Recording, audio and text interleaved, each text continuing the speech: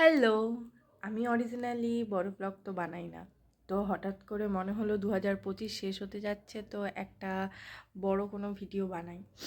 এখন সন্ধ্যে প্রায় ৬টা বাজে। আজকে হচ্ছে ২৪শে ডিসেম্বর, কালকে ২৫শে ডিসেম্বর। তো সেই কারণে আমি বিকেলবেলা ভাবছি এখন কেক বানাবো। আর কালকে একটা সকালবেলা প্ল্যান আছে, সেটাও তোমাদের সাথে শেয়ার করব। তো দুটো একসাথেই হয়তো হবে কি না হবে আমি জানি না, কারণ আমি তো ভিডিও এরকমভাবে বানাই না। লং ভিডিও বানানো আমার অভ্যাস নেই, কারণ আমি তারপরে হয়তো জিনিসপত্র করতে করতে ভুলেও যাব যে আমি ভিডিও বানাচ্ছিলাম, তারপরে আমার ক্লিপস ম্যাচ করে না, তাই জন্য আমি ভিডিও বানাই না এরকম বড় ভিডিও। তো দেখা যাক কতটা কি সাকসেসফুল হতে পারি। আর হ্যাঁ, গলাটা এরকম ভাঙাচোরা হয়ে গেছে কারণ 2 দিন ক্যাট মেরেছি অনেক। তো সেই কারণে ঠান্ডা লেগে গেছে। আর আমাদের এখানে 2 দিন ধরে কোনো সূর্যের দেখা মিলছে না, কুয়াশা। আর বাইরে যা এখন ঠান্ডা পড়েছে, 6টা বাজছে। তো হ্যাঁ, আমাদের এখান থেকে মানে রাস্তা দেখা যাওয়ার না যাওয়ার মতোই অবস্থা হয়েছে। রাত হতে হতে কী যে হবে জানি না। সকালবেলার প্ল্যান করেছি ছাদে গিয়ে ব্রেকফাস্ট করব। কী ব্রেকফাস্ট করব সেটা তো দেখাবই। তো সেখানে গিয়ে যে এই কুয়াশার মধ্যে কতদূর কী করব সেটা আমার সবথেকে বড় সন্দেহ আছে। দেখা যাক, না হলে ছাদে, না হলে ঘরেই ঠিক আছে। কিন্তু হবে। সব যখন প্ল্যানিং হয়েছে, আর তার জন্য এখন হয়তো একটু বেরোতে যেতে হবে। বেরোতে হবে কারণ হচ্ছে কেক বানানোর কয়েকটা জিনিস আমাকে নিয়ে আসতে হবে। আমার ভ্যানিলা এসেন্স শেষ হয়েছে, ড্রাই ফ্রুটস আনতে যাব। তো ইগনোর করো। তো এগুলো সব বাদ দিয়ে চলো শুরু করি। হ্যাঁ, দোকানে গিয়েই সামনেটা ঠিক এতটা সুন্দর করে সাজিয়ে রেখেছে কেক দিয়ে।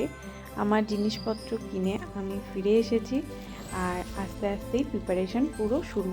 প্রথমেই 100 গ্রাম বাটার ঠিকঠাকভাবে মেল্ট করতে বসিয়েছি, আর কিছু ড্রাই ফ্রুটস চপ করে নিচ্ছি। এদিকে মেল্টেড বাটারটা ভালো করে মিক্সড করেছি, তার মধ্যে এই হাফ কাপের মতো আবার তেল দিয়েছি, কারণ কেকের কোয়ান্টিটিটা অনেকটা হচ্ছে যেহেতু। তো ভালো করে পুরোটাকে ফেটিয়ে নেব, যেহেতু আমি ডিম ছাড়া বানাচ্ছি তাই জন্য এখানে একটু তেল, বাটার আর দুধের কোয়ান্টিটিটা আমার বেশি পরিমাণেই লাগবে।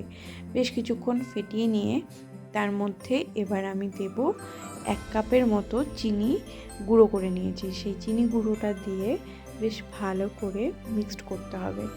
এবার দেব ওই যেই কাপে আমি চিনি নিয়েছি সেই সেম কাপের 2 কাপ দুধ দিয়ে ভালো করে আবার মিক্সড করতে হবে। প্রতিটা স্টেপ জিনিস দিয়ে ভালো করে মিক্সড করতে হবেই। চা চামচের 1/4 চামচ একটু বেকিং সোডা, একটু লবণ আর 1 চা চামচের মতো বেকিং পাউডার দিয়েছি, আর 1 চামচের মতো দিয়েছি ভ্যানিলা এসেন্স, যেটা আমি দেখাতে ভুলে গেছি। এবার সেম মেজারিং কাপেরই 2 কাপের মতো ময়দা দিয়ে এবার এটা দিয়ে ফ্যাটাবো না, জাস্ট খালি হালকাভাবে মিক্সড করে নিতে হবে। মিক্সড হয়ে গেলে যে ড্রাই ফ্রুটসগুলো আমি রেখেছি তার মধ্যে বেশ কিছুটা টুটি ফ্রুটি, 1/4 চামচের মতো একটু দারচিনির গুঁড়ো আর কিছুটা পরিমাণে ময়দা দিয়ে ভালো করে মিশিয়ে নেব। তারপর সেই মিশ্রণটাকেও আমি কেকের মধ্যে দিয়ে ভালো করে আবার হালকা হাতে মিক্সড করে নেব। এই কন্ডিশনে বেশি ফ্যাটানোরও দরকার নেই, আর মিক্সচারটা যতটা কম নাড়াচাড়া করা যায় ততটাই ভালো। যে এয়ারগুলো ভেতরে ক্রিয়েট হয়েছে সেটা নষ্ট হয়ে গেলে কেকটা বেশি ফুলবে না। তারপর এটাকে একটা সাইড করে দিয়ে যে মোল্ডে আমি কেকটা বেক করব সেখানে তেল দিয়ে বেশ ভালো করে ব্রাশ করে নিয়েছি। এর মধ্যে কিছুটা লুজ ময়দা দিয়ে গায়ে একটা কোট করে নেব, তাতে কেকটা খুব ভালোভাবে বেরিয়েও আসবে আর বাটার পেপারের আমাদের কোনো দরকার হবে না। তা ভালো করে কোট করে নিয়ে এবার মিশ্রণটা এখানে দিয়ে দেব। তারপরে এর উপরে যেহেতু বাড়িতে বানানো কেক, মন ভরে যা যা ড্রাই ফ্রুটস পছন্দ সব কিছু দিয়ে এবার বসিয়েছি আমি গ্যাসে। কড়াই দিয়ে সেটার মধ্যে একটা প্লেট বসিয়ে তার উপরে এটা দিয়ে ঢাকা দিয়ে দিয়েছি।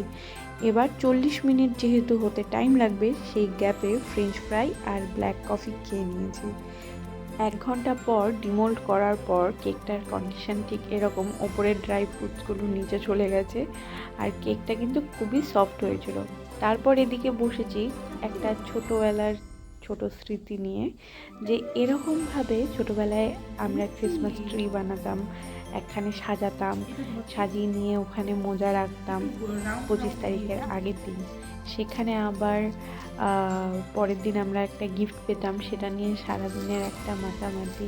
পরে যখন আস্তে আস্তে সব জানতে পারি, বুঝতে পারি, সেই জিনিসটা আনন্দটা কোথায় জানি হারিয়ে গেছে। তাও হলেও সেই জিনিসটা ছোট ছোট করে নিজের এইভাবে পূরণ করার মধ্যে একটা বেশ মজা আছে।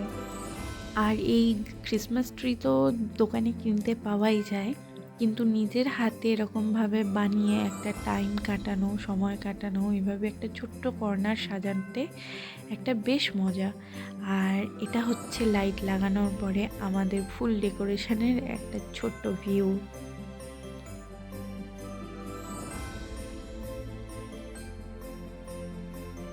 এরপর সোজা ডিনার।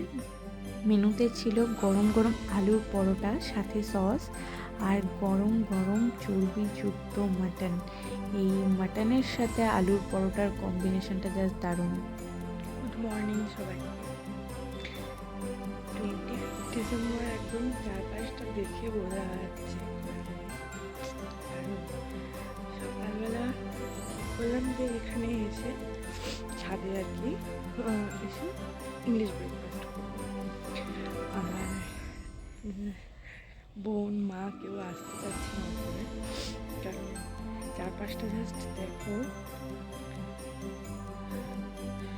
আর এখন কিন্তু এমন না যে খুব সকাল, এখন 9:30 মতো বাজে, তাও এইরকম অবস্থা, কুয়াশা, রাস্তাঘাট।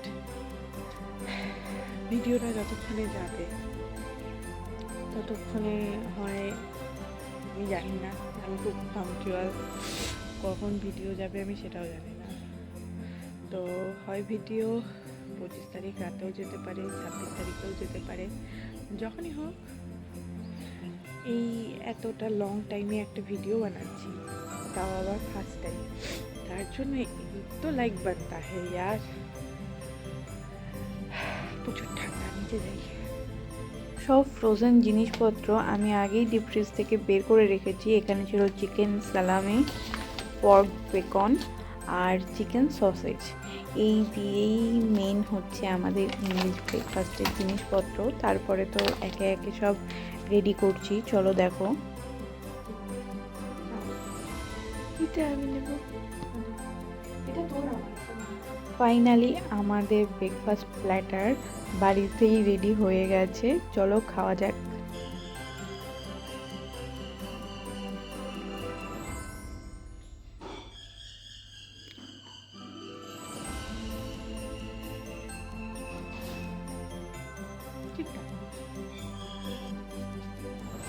আমাকে বদিয়া কেক দিলো,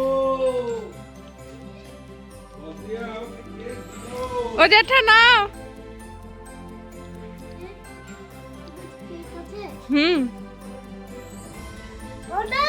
সন্দেশ না, কেক। আমাদের ঘরেও একটা হ্যাপি বার্থডে কেক আছে। নে একটা গরম কফি নিয়ে চলে এসেছি উপরে। English breakfast complete. ক্রিসমাস সবার ভালো যায়, খুব ভালোভাবে দিনটা কাটাও। আর আরেকটা কথা বলতে, এই ইংলিশ ব্রেকফাস্ট নিয়ে মানুষের এত এরকম করে, তাই জন্য এটা আমি আজকে ফার্স্ট টাইম ট্রাই করেছি।